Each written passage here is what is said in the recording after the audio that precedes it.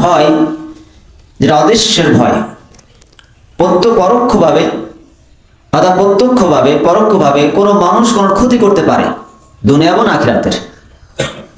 পরোক্ষভাবে যদি কেউ বিশ্বাস করে কোনো মানুষ বা কোনো কিছু গায়বীভাবে উপস্থিত না থেকে গায়বী শক্তি দিয়ে তার পরকালে অথবা দুনিয়ার জীবনে তার ক্ষতি করতে পারে, এমন দৃঢ় বিশ্বাস যদি কারণ অন্তরে থাকে, এটা হচ্ছে ভয়ের শিরক। কারণ এই ভয় শুধুমাত্র আল্লাহর ক্ষেত্রে, আর কোনো প্রাণীর ক্ষেত্রে হতে পারে না।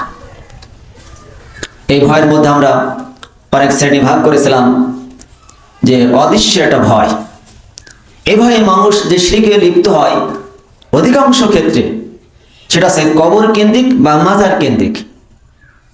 যেটা আমরা উদাহরণ দিয়েছিলাম, এমন অসংখ্য জায়গায় দেশের মাজার রয়েছে যেখানে যানবাহন চলাচল করতে গেলে যানবাহনের যে ড্রাইভার গাড়িকে স্লো করে অথবা দাঁড় করায়, সেখানে 2, 4, 5 টাকা 10 টাকা দান করে, তারপর সে গাড়ি ছাড়ে। এটা হচ্ছে অদৃশ্য ভয় তার মধ্যে। সেটা কি? এই ব্যক্তি মনে মনে ভয় পায়, আমি যদি এই কবরে বা এই মাজারে বা এই স্থানে দান না করি তাহলে সামনে যে কোনো দুর্ঘটনা ঘটে যেতে পারে, এই অদৃশ্যের ভয়। এই জন্য সেখানে দান করেছে। অথবা রাস্তার যেখানে ব্যাগ 2-1 বার যদি অ্যাক্সিডেন্ট হয়, তখন দেখা যায় সেই স্থানকে কেন্দ্র করে মানুষ ভয় পায়। তারা বলতে থাকে এখানে এমন কিছু জিনিস আছে যেগুলোর কারণে আজ আমাদের অ্যাক্সিডেন্ট হচ্ছে, অর্থাৎ এখানে আমাদেরকে সিন্নি দিতে হবে, অর্থাৎ আমাদের কুরবানি করতে হবে কোনো পশু।